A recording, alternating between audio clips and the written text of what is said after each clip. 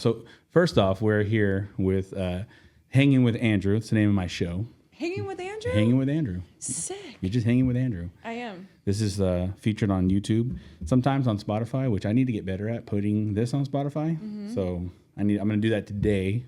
Put the last few episodes, hangouts with on Spotify. And we're here with from what I know, professional fitness trainer. Yeah. A professional roofing consultant. Yeah. In our region. Yo. Professional bartender. Yeah.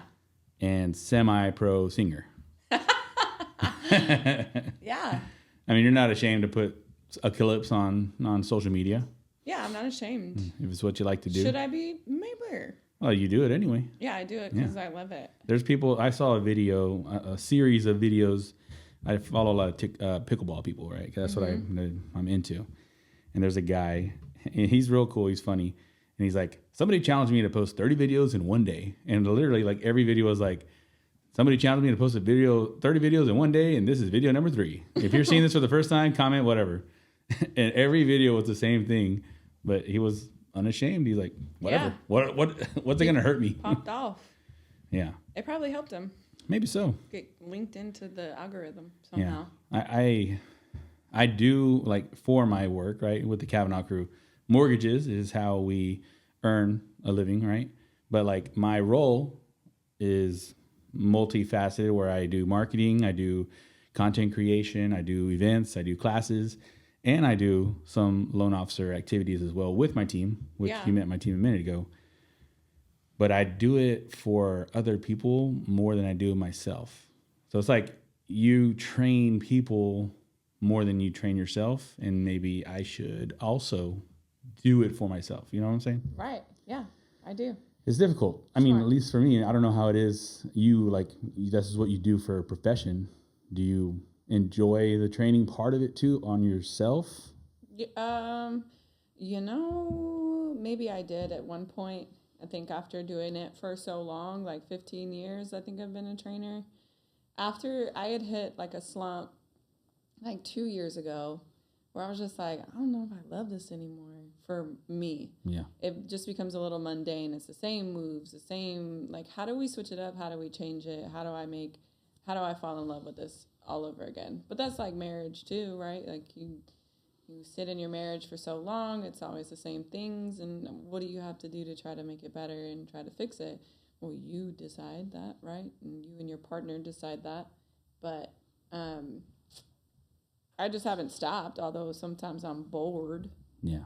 I'm not going to stop because I know it's good for me. Yeah. And Matt and I talked about this in one of our videos. It's like, the way he worded it was like hungry versus hunger, right? Like, and it's like the motivation versus the discipline. Yeah. Right. Like if you're hungry to get results in your physical, shape and health, that's great. But the hunger to be healthy, the hunger to live a healthy lifestyle and to be the example for those people around you, whether it's kids, whether it's spouses, whether it's coworkers or family members, right? Like the difference of motivation versus discipline. And so that's what the discipline comes in, I feel, like where you're like, I know that I'm going to do it anyway. And sometimes it's the same motions, and let me try to shock my body and I'll go do CrossFit for, a month or something like that, or whatever. Yeah. Sumo wrestling. Oh my gosh. I'll break my spinal cord messing around with something like that. But yeah, you're right. My what was I gonna say? Oh man, ADD just rips your brain, doesn't it? What's on your mind? What's on your mind right now? And it just took it and put it into the basura. Yeah. But when I'm working out or doing anything like that, this is what I was going to say. I have a bunch of people that will reach out to me consistently and tell me they want to train and tell me that this is something that they want to do. Mm-hmm. And sometimes it's the same people over and over. Maybe a year later, maybe a couple months, some of them 4 years later. It's the ask. It's like that, like you're saying, the hungry versus the hunger. The ask is the hungry is what entices them to ask me those questions. Yes. and they're like, yo, I really need this. I don't like how I feel within myself. Blah, blah, blah. Danielle, are you still training? And yes, I'm still training. Haven't stopped. These are my prices. This is how it's going to go. Show up. And they're like, nah. And you're like, Yeah. wait a minute. You either want it or you don't want it, or you want to complain about the fact that you're not where you want to be. And that's what happens a lot in the personal trainer field, especially right now. People are like, well, I could go get a membership at wherever for $27. Why would I pay this amount for you? And it's like, well, one, I've been doing it a long time. Yeah. So I am a professional Come on. at it.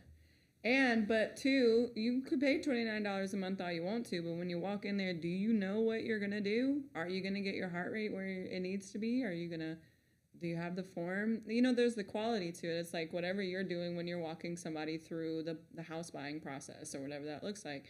They're choosing to pick you because you are the professional and they trust you and you build that rapport with them to get the job done. So, right. That's the same thing over yonder with the training. You gotta have hunger. Yeah. That's a good one, right? That's right. That's good. And it's cool. I was actually talking to a friend of mine yesterday who she's got a trainer that she uses from some gym we won't name. And anyway, I was talking about this other guy who I don't think he lives here anymore, but he trained Matt before. And I said, well, he knows what he's doing. Like, Matt's meal plan that he was on before, like literally, like it worked insane. Like he ate so much food and he thought, no way I'm going to lean out by eating, but just eating the right stuff. Yeah. And but one thing that came to mind when you were talking is like, I follow him on social media. Like we're, somewhat friends. Right. And he's like, he'll be open about like, if you're not going to be committed, don't sign up because I don't have time to waste on you if you're going to lollygag or complain or miss check-ins or whatever. Right. Like just, if you want to do it, that's why I'm here. That's why you're here as a trainer, as an advisor, as an advocate for the services that you're offering. Yeah, for sure. I used to work for a company that they had eventually came out with a rating system, and it was like you would get rated 5 stars after every single workout. But everybody's different and the experience is different. And so like on we did virtual and in person. And first of all, to be rated is just like so stressful. Yeah. But when you're in that environment and trying to give somebody an experience versus just a workout, I'm going to train you, yes, but I'm also going to have these expectations of you. And people don't like that. And I've learned that through the whole little rating system where it's like, well, she just put too much pressure on me. Yeah. But for the person that rates me a 2 for putting too much pressure, there's a person who rates me a 5 where it's like, she made me feel accountable. Yeah. And so people will look at it completely different. And it's that mindset that, I guess lacks in some people. They don't want to be held accountable. They want the easy route and that's fine. That's what you want. That's cool. It'd almost be more beneficial, maybe a time saver if there was like a pre-screening. Like, listen, answer these 10 questions, and some of them are tough. Like, are you okay with being challenged? Right? Like, if I'm going to challenge you, like, hey, no, you need to if you're doing because maybe you do virtual training too, right? Where it's not in person. I used to, yeah, and often. Like, don't miss your check-ins. Like, why did you not send this video? Like, if you're not going to do it, no big deal. It's just. This is not for you. You're not using your time valuable or my time valuable, right? Does that make sense? Yeah, for sure. I had to establish some boundaries that I had with one of my clients, and I was like, hey, so within the next 6 weeks, we need to have X amount of sessions. Like I can push it out to 8 weeks, but this needs to be done. You can't keep canceling. You can't keep rescheduling with me. And it had gotten to a point to where they had done so many reschedules to where I was like, okay, well, now I have to put up a boundary. I have to put up a wall to help me too, because people will pay X amount and then try to extend it for 6 months because they don't have the willpower to stick with it. Mm-hmm. So it's my job to give them that willpower. And so when I put a cutoff, it either is going to push people to show up or it's going to tick people off. And I had one person get really ticked off about it, and it escalated into this thing, but it's like at the end of the day, we both have to work together, but it's my life too. And they look at it, some people, not a majority, this is like maybe 1%, of people will look at it like I'm a martyr, or the trainer that they're trying to work with is a martyr and made them feel whatever they made them feel. But that person is making a living. They're making a living off of you showing up, which is, it's like, I don't know, it can put people in like this little yucky feeling where like as the client, where it's like, well, if you didn't have me, what would you have? And I say, well, I do have you. But at the end of the day, you are a representation of me out in the world. Right. And whenever you have success and whenever you're looking good and you're strong, that's a representation of me. So if you sit back and you don't do the job well and you say, I was your trainer, that's going to reflect how my job went with you. So, yeah, I like that. So tell me, 15 years you said you've been a professional trainer. Mm-hmm. Now, I guess turned into a professional, right? But what interested you? Like, why did you choose that at that point in your life? Well, I had a baby when I was 19. My son is 19 years old. And then I had one at 22. Mm-hmm. So I was a single mom, and I'd been an athlete my whole life. I was just unsure of what I wanted to do. I could have gone to college for track, and this isn't a guy-girl thing, and a majority of the time when the girl gets pregnant, her life stops. Mm. And my life stopped. And so I had a baby. I had to figure out what I was going to do with my life. But I had always had athletics in some capacity. I'd been running track since I was 4. That's why my knees hurt so bad, bro, and my hips. Did you do athletic stuff like track, like compound movements and like? I did basketball all the way up until middle school, and then that was it. Then I was a band guy.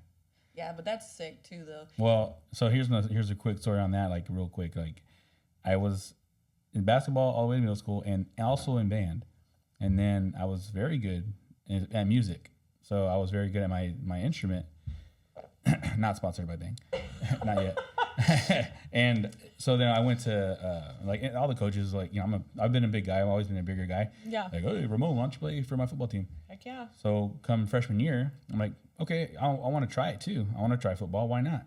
Yeah. They're like, all right, well, at this high school I went to here, Canyon High School, they're like, well, you can't do both. You got to pick one. I'm like, well, I'm already good at band, so I'm not going to go throw this away to go suck at football potentially. So I couldn't do both. Yeah. I don't know if they changed it. I know certain schools or certain sizes like allow both, but like I couldn't do both for whatever reason it was. That's whack. And so it's all 20 years ago. 25, it was 24 years hey, ago. no, hombre. Oh, hold on. What year did I graduate? 04, 22 years Oh, ago? yeah. Right, calm down. I was 05. Okay. 20. Rep my city. But I the only other sport I did in school was bowling. Sick.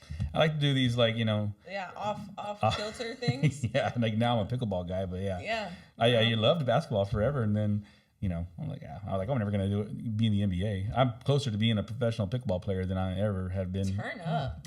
A professional basketballer or footballer. Mm-hmm. I love that. Yeah.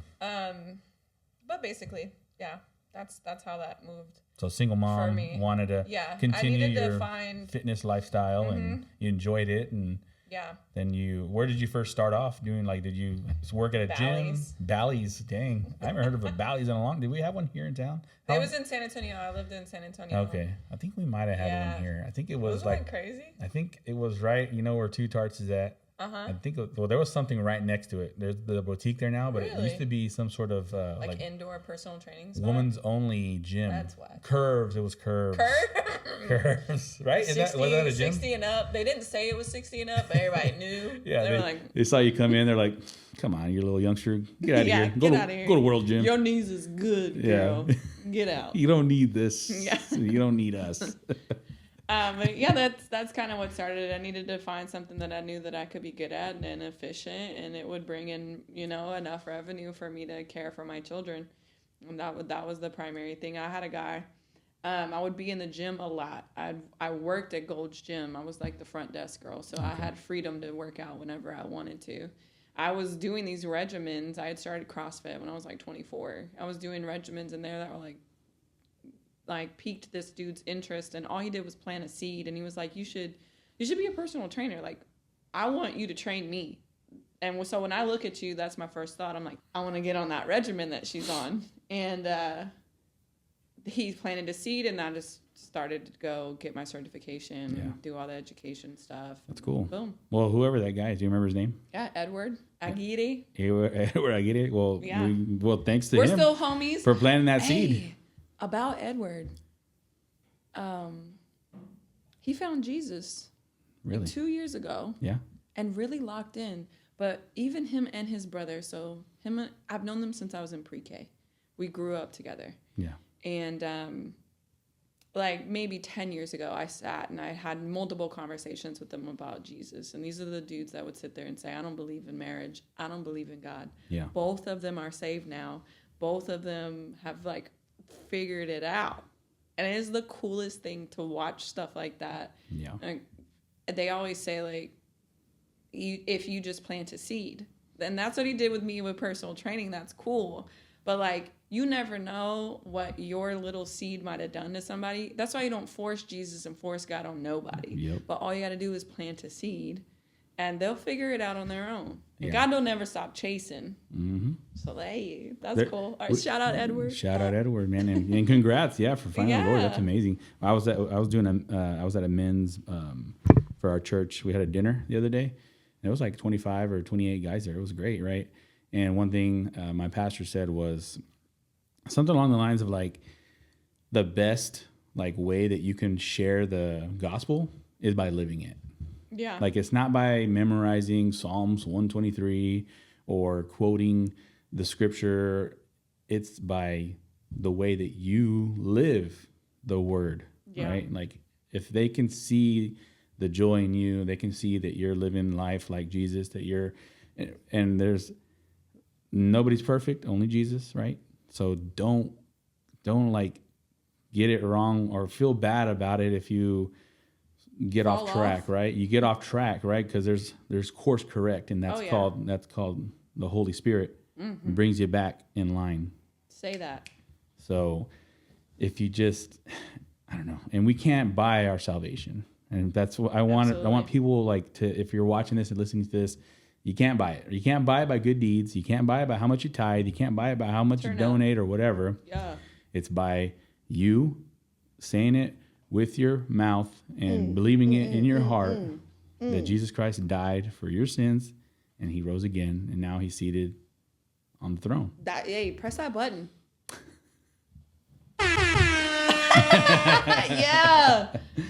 That's it. So any opportunity, right, that you get to share that, to just drop a little seed, right?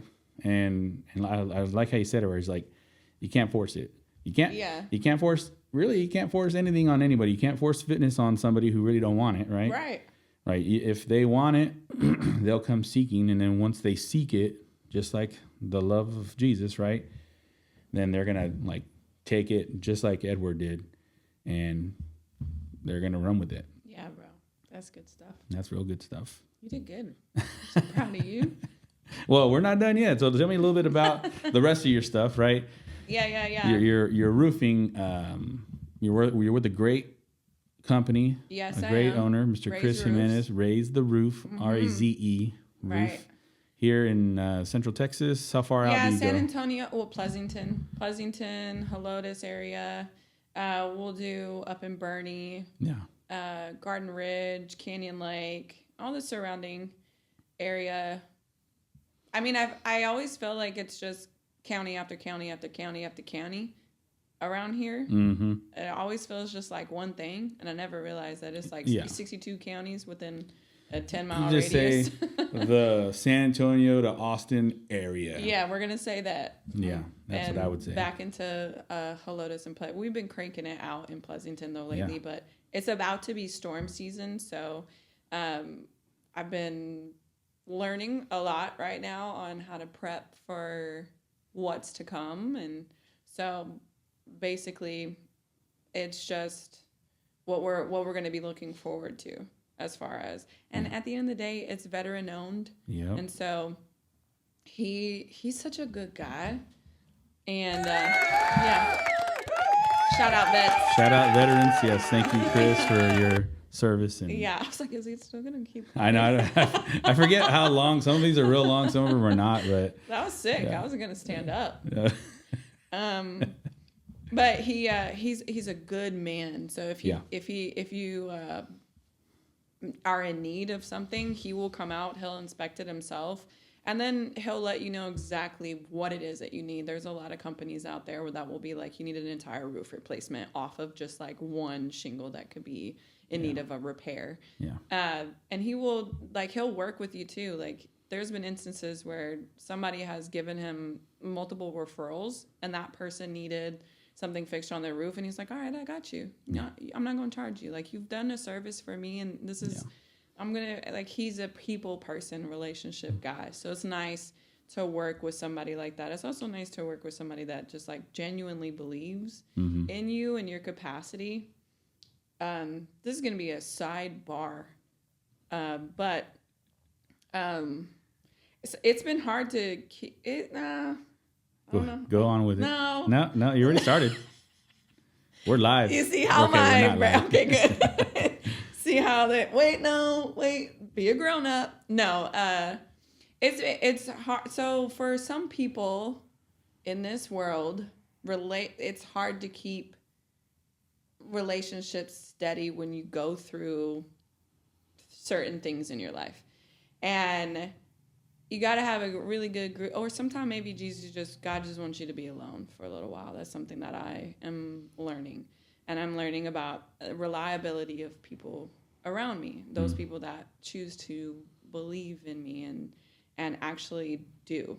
Sometimes when you are a woman and you are an attractive woman, I'm not tooting my own horn. Maybe I'm hot to you, and maybe I'm not, but that's fine. But it tends to be, there are some women out there, some people out there that just, they don't want you around because however they might feel about you on an interpersonal level. And you could have shown them multiple times that you're not this person, and you can say it with your mouth that you're not this person, but they've already have a preconceived notion about who you are. And so what's good about the relationship with the roofing company, relationship with Chris, is that and Chris's wife's name is Chris.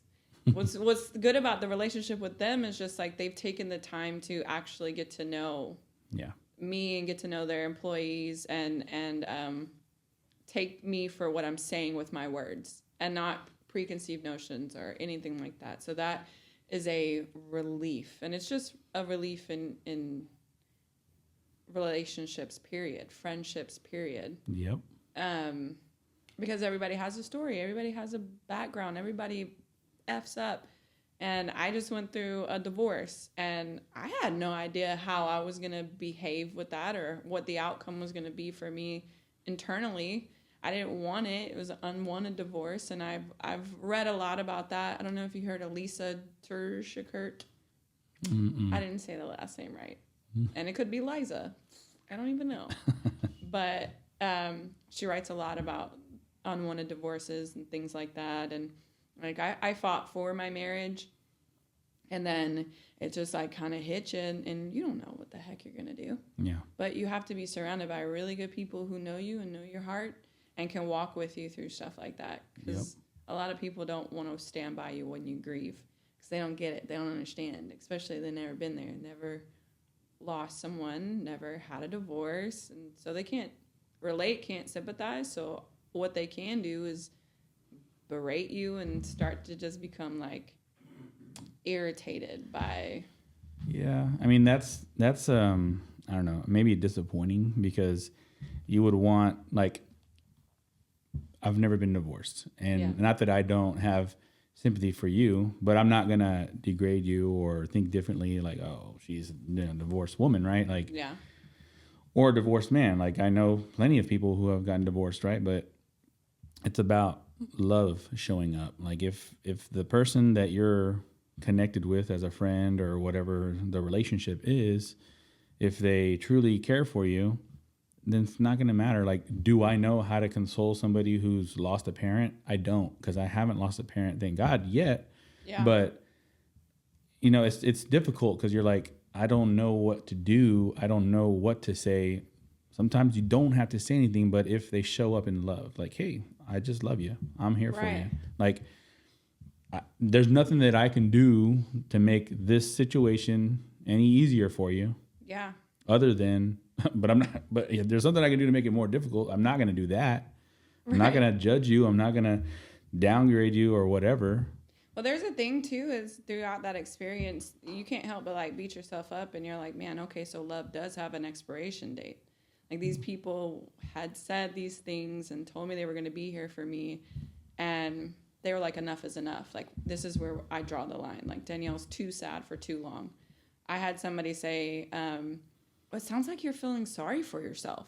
And I was just expressing like how I had missed my husband. Like, he was not, within our marriage, was not good to me. Yeah. And I had expressed those things to these people. And then I was like, I was just talking about my feelings. And it was like, well, sounds like you're crying. Sounds like you're sad. Like, your husband was a POS. Why would you even think these things? Why are you saying that? And it's like, so I just shut down. And I don't think I've shared since then with anybody. And it's been like 8 months. Yeah. It's like, you have to, sometimes you just got to walk it within yourself, because there are some people who do just have an expiration for what you're going through personally, unfortunately. There are, I agree with you to a point. There are friends for seasons, right? There's people for seasons in your life, and if those seasons come to an end unexpectedly, or maybe it's something that you didn't want, like, you just have to trust that God's plan is better than our plan. Yeah, right on. You can, my wife and I, even like anything that goes on, and we've been married, it'll be 15 years next month. I know, right? As old as you are. but we've gone through a lot. We've gone through a lot of different seasons and a lot of different things and experiences, and like, we just had our third kid, but through like the last couple of years, like have been some of the best years. And we're earlier you talked about doing the same old things. Like, it is, but it's like, it's just different because now, like, even more than before, born again and really leaning on God. Like, hey, if God's plan for our life is for me to love you like Christ loved the church, then I'm going to do it. And I'm going to do the best that I can. And I know that I'm going to have grace for myself if I, maybe don't do it as much as I feel I should, or maybe sorry, I shouldn't have, But even in turn, I feel that she's even letting me know, like, hey, like, I feel real loved, or I feel like you're doing, a lot for me. And sometimes I don't, like, it's like, man, God's just like, whatever I do in my life is God's plan. Right on. So I just give it to God. I said, lean on him, because in the word, right, what it says, like, trust God. Like, just trust me. Don't worry about all the other small things in your life, because God created you. Mm-hmm. He created you for success, to glorify him. And at the end of the day, whether you're rich or poor, sick or healthy, Jesus is still on the throne. Amen, brother. Come on. Let's go. Let's go. Let's go, Jesus. Let's smack everything in there. No, it's not doing that. All right. Well, we'll close off this session, but maybe we'll come back to, have another recap at some point. Yeah. But I like to give you opportunity to promote yourself. A little 30-second, 1 minute, little. What should people call you for? Why should they contact you? Okay. I mean, obviously we talked about all you do, but yeah, I do's a lot. Yeah. Okay. Hi. My name's Danielle. Contact me if you want somebody to train with. You live in the Cibolo, New Braunfels area. I work out of Strength Build Athletics. That's off of Wald Road. By the way, it looks like a strongman gym, sure, but don't be intimidated by that. You'll be with me the entire time. I'll walk with you, and we will make you a more functional, mobile human being. 2, if you want a free inspection on your roof, hit me up. It's about to be storm season. You can't see your roof. And you can't see it sometimes based upon what you're even looking at from right here. You need somebody to go up there. Let us do that for you. It's raised roofs. Let us do that. 3, what else do I do? I'm a bartender. Oh, yes. Yeah. I can do private events. I really enjoy doing private events. It is $200 just to book me, and then I'll take tips. And the $200 covers 4 hours, and it covers 8 hours. You can get me for however long you need me. You can't have me for 24 hours. Never mind, there's a limit. And then I do what Andrew does. I do content creation a little bit, but I do a lot of my own stuff, little workout stuff.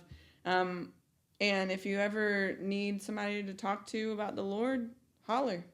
That's right. I'm not the most perfect Christian. I just said a lot of mean things this morning about the traffic, but I'm a work in progress. But Lord, we ask for your forgiveness, yes. please. Sometimes immediately I'll say it, and then I'm like, God, shave me. That's my verse. Yes. I know we're closing out, but my kids sometimes be like, even if I say like, what do I say? Like, darn. They're like, Dad, you said a bad word. I'm like, word? Sorry. Kids. Wow. Yeah, they would be surprised in my house. Yeah. But when your kids get older, sometimes the game changes a little bit. Sometimes you're like, what the freak are you doing? Yeah. So, yeah. What the Flintstone vitamin? You got to flip it up. Hey, but you're so good with that, though. Like, you're creative when it comes to the flip mode. Some of us just... Yeah. It's like the Eminem of PG, switching up words. Say that. Even that was creative. Sick of you. Yeah. Sick of you. Thanks for hanging out with us, and we'll see you guys next time. Ciao. Ciao.